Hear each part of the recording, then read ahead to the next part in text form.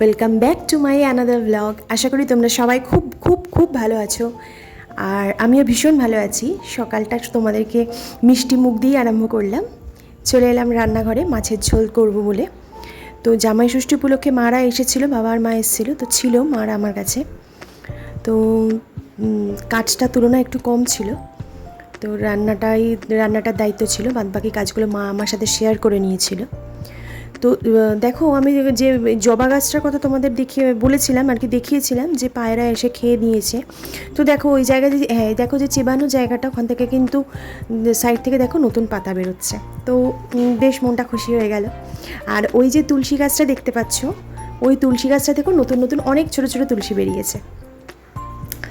তো এই ব্যাস আবার চলে এলাম রান্নাঘরে। মনটা বেশ ভালো লাগলো যে জবা গাছটা ওরকমভাবে মা দিয়েছিল, নষ্ট হয়ে গেল, তারপরে আজকে দেখার পর মনটা বেশ একটু হালকা হলো।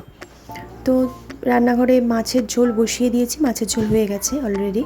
দেখো আম কাটা আছে, আর একটু গাজর আর একটু আলু কেটে দিয়েছিল মা। তো আদার্স কোনো সবজি সেরকম ছিল না, তো ভাবলাম যে আলু গাজর দিয়ে একটা তরকারি করে নেবো। তো দেখো মোটামুটি আমার কমপ্লিট তরকারিটা যেটা বলবো যে তরকারিটা সত্যি ভীষণ সুন্দর হয়েছিল। আর মুসুরির ডাল করে নিয়েছিলাম, আর দেখো মাছের ঝোল হয়ে গেছে।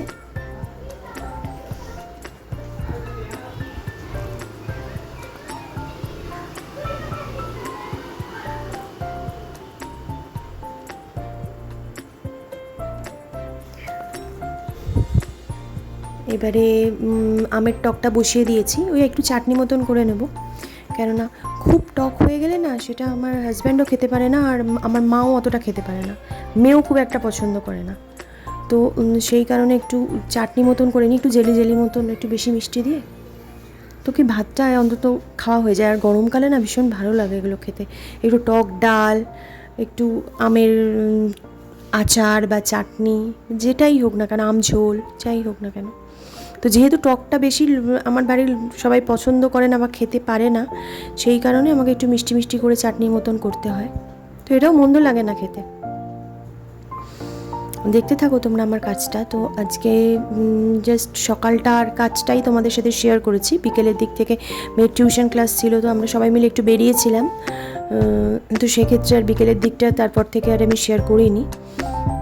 তো আমার ছোটো ছোটো কাজগুলো দেখো আর please do like, share and comments. Please তোমাদের প্রত্যেকটা কমেন্টস আমার কাছে প্রচণ্ড গুরুত্বপূর্ণ। তোমরা প্লিজ কিছু ভালো লাগুক, যেটাই ভালো লাগুক বা খারাপ লাগুক, আমাকে প্লিজ কমেন্টস করে জানিও। আমার ভালো লাগবে, আমি বুঝতে পারবো যে কতজন কোথা থেকে আমার ব্লগ দেখছো। আর ভালো লাগবে এটা ভেবে যে সত্যি দেখো তোমরা আমার ব্লগ দেখছো এবং সেখান থেকে কমেন্টস করছো, আমার সত্যিই ভালো লাগবে, বিশ্বাস করো। তো যাই হোক, মা পুজো দিচ্ছে, তোমরা দেখতে থাকো। ততক্ষণে আবার কালকে আসার প্রতিশ্রুতি নিয়ে ততক্ষণ তোমাদেরকে আমি বাই করলাম।